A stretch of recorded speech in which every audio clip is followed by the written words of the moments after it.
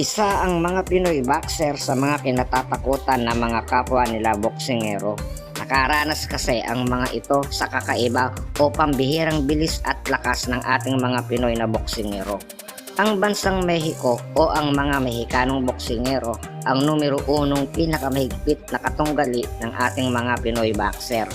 Sa panahon ng ating pambansang kamao Manny Pacquiao, hinarap nito ang mga bigating fighter ng Mexico na sina Morales, Barrera, Marquez, Cotto, Margarito, De La Hoya at marami pang iba. Basta lahat sila nakatikim ng mga malulupit at mabigat na suntok galing sa ating pambansang kamao Manny Pacquiao. Nandyan pa si Donaire Casimero na isa rin sa mga boksingero na may paglalagyan ka talaga pag di ka nag-focus kung sila ang kalaban mo. Ngayon, pag-usapan naman natin ang boksingerong medyo naging untouchable dahil nagsunod-sunod rin ang tagumpay nito hanggang sa makuha nito ang kampyonatong matagal din niyang pinakaaasam. Pero bago natin ituloy ang istorya, huwag naman sana natin kalimutan na mag-like, share at subscribe sa channel ko para maging updated tayo sa mga susunod na video ko.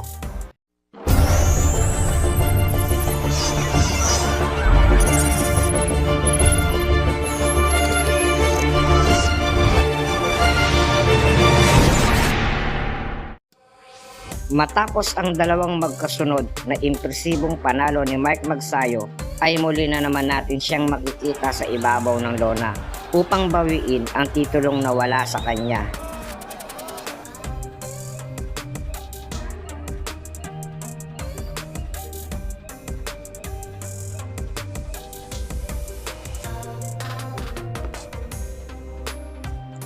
Si Mark Magnifico Magsayo, tubong Tagbilaran City, Bohol na may kartada ngayon na 26 wins at 2 losses sa 28 na laban nito.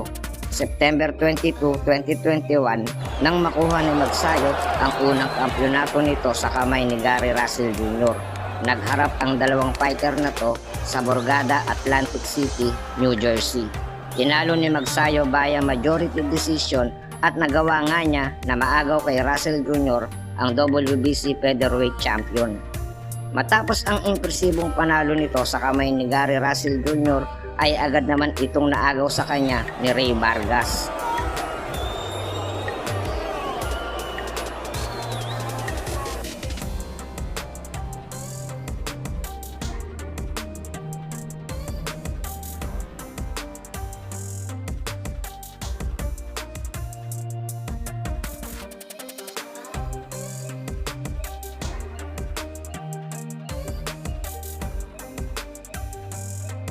Tinalo naman siya ni Rey Vargas via split decision.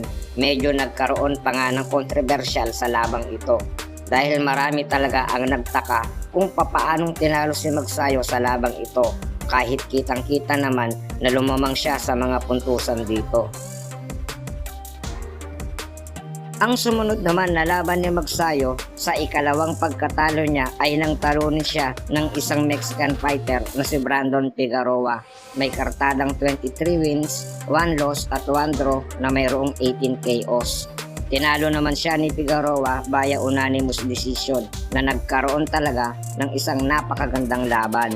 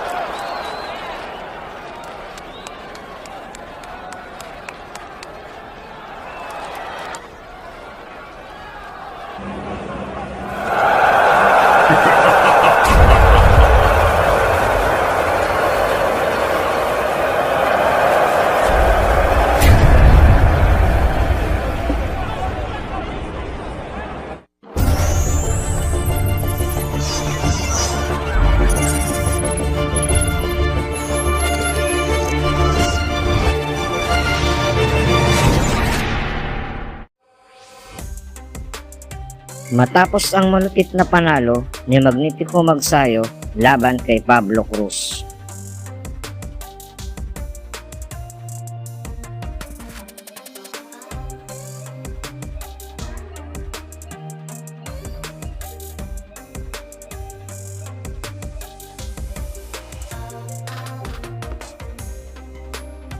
Apat na buwan lang ang nakalipas ay kanya namang nakatunggali ang malupit na Meksikano slugger na si Julio Pulito Ceja para sa isang title eliminator bout. Ang magwawagi sa labang ito ay siyang magiging rank number 1 contender na noon ay si WBC Featherweight Champion Gary Russell Jr. Hindi basta-bastang fighter ang makakalaban ni Magsayo na si Julio Ceja dahil may kakaibang knockout power din ang boxer na ito. Sa katunayan nga, nakapagtala agad ito ng 18 panalo at lahat ito ay knockout sa unang round lang. At yan ay ginawa lamang niya sa loob ng 3 taon mula 2009 hanggang 2012. At bukod dyan, dati na din siyang naging world champion taong 2013 nang masungkit niya ang bakanting WBC silver bantamweight title laban sa kapwa niyang Meksikano na si Juan Jose Montes via technical knockout sa round 10.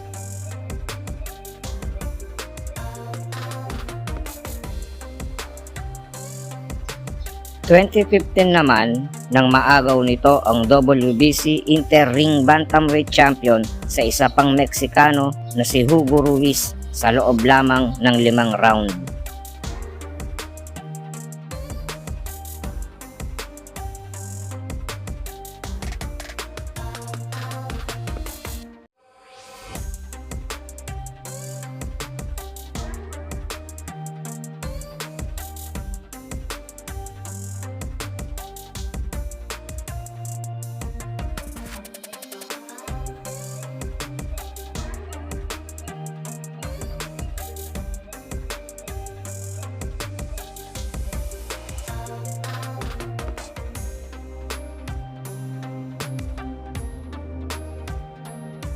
Kaya masasabi natin na talagang delikadong laban ito para kay Magsayo dahil ibang klase daw talaga ang lakas nitong si Julio Ceja at mas malawak na karanasan bilang isang professional na boxer. May mga naglabasan pa ngang mga issue na wala daw talagang kalaban-laban itong si Magsayo kay Ceja. Pero ganun pa man, maraming mga Pinoy fans ang di sumang-ayon sa mga haka-haka ng mga media tungkol sa labang ito. Maging itong Escuado Alas ay di sumang-ayon sa mga inaakala ng iba na wala nga raw talagang ibubuga itong si Magsayo kay Ceja dahil ilang beses niya daw itong pinabagsak sa kanilang sparring, kaya alam niyang kayang-kaya ito ni Magsayo.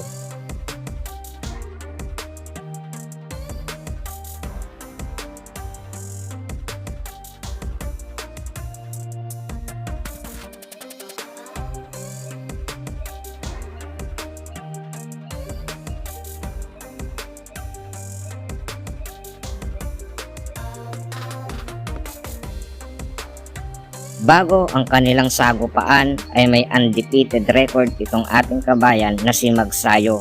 Meron siyang 22 wins at 15 knockout at merong 66.67 knockout rate, samantalang si Ceja ay mayroong namang 34 wins, 8 knockout, 4 losses at 1 draw at may mataas na 88.68 knockout rate.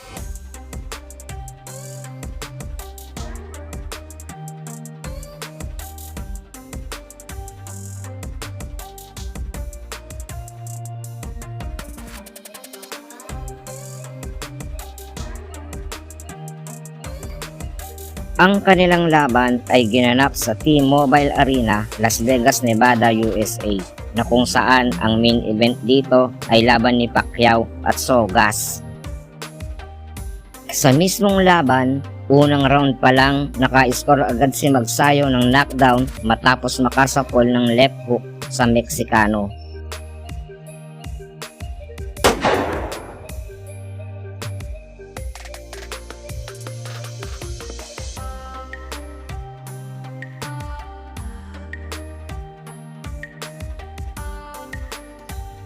Pero mukhang matigas ata talaga tong Ceja dahil imbis na umatras ay mas lalong naging agresibo ito.